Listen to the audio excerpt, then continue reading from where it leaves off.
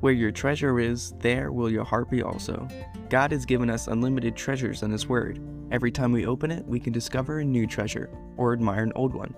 What will we find today? Here's Carla Early with Treasure Hunt in the Word.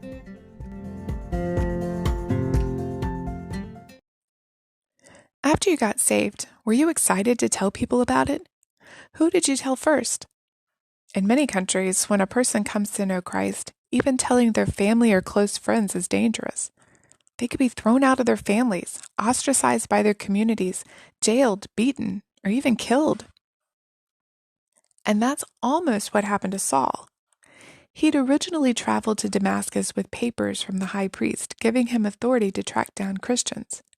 He was to show them at the synagogues to get their cooperation.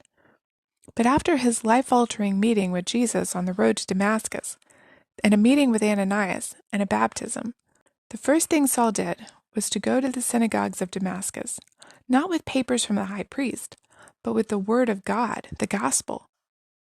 He now knew the truth, and he wanted to make sure everyone else did too. This transformation in Saul amazed the believers and unbelievers alike.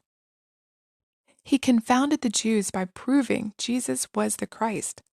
And everyone believed, right? No, they got angry and plotted to kill him. If anyone understood how they felt, it was Saul. So the believers helped him to escape by letting him down through a wall in a basket. Though Acts doesn't tell us in chapter 9, we later learn that Saul didn't go straight to Jerusalem. He spent 3 years in the wilderness of Arabia with Jesus being discipled.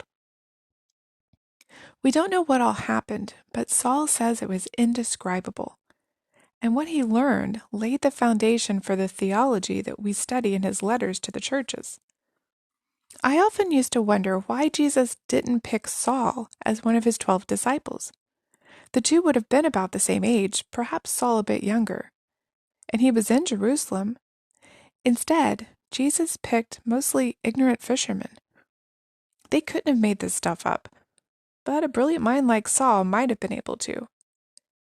He couldn't have been part of the original believers at Pentecost. He probably knew several of those languages miraculously spoken. And Peter would not have had a chance to become the leader of the group. Saul probably would have taken over. Besides that, God wanted to use Saul's persecution in order to scatter believers like he said would happen in Acts 1:8. Everything's always in God's timing.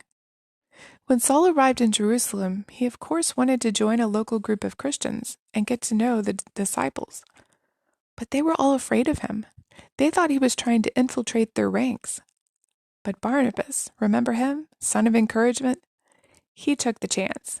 He took Saul under his wing, found out his story, and told the disciples so they would accept him. God can use us as encouragers like that today too. While in Jerusalem, Saul wanted his former friends to know the truth and accept Jesus, so he went back to the Hellenist synagogue to debate with them. Remember who debated them before? Stephen. And we know what happened to him. He got stoned. That almost happened to Saul, too. They attempted to kill him. But when the believers found out, they snuck him out of town and sent him home to Tarsus. Are we like Saul, boldly sharing the good news no matter what the consequences? Do we love those around us enough to tell them?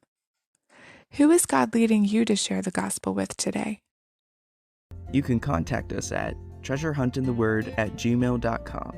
We'd love to hear the treasures God has given you through His Word.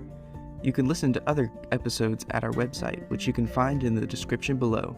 Thanks for listening, and remember, where your treasure is, there will your heart be also.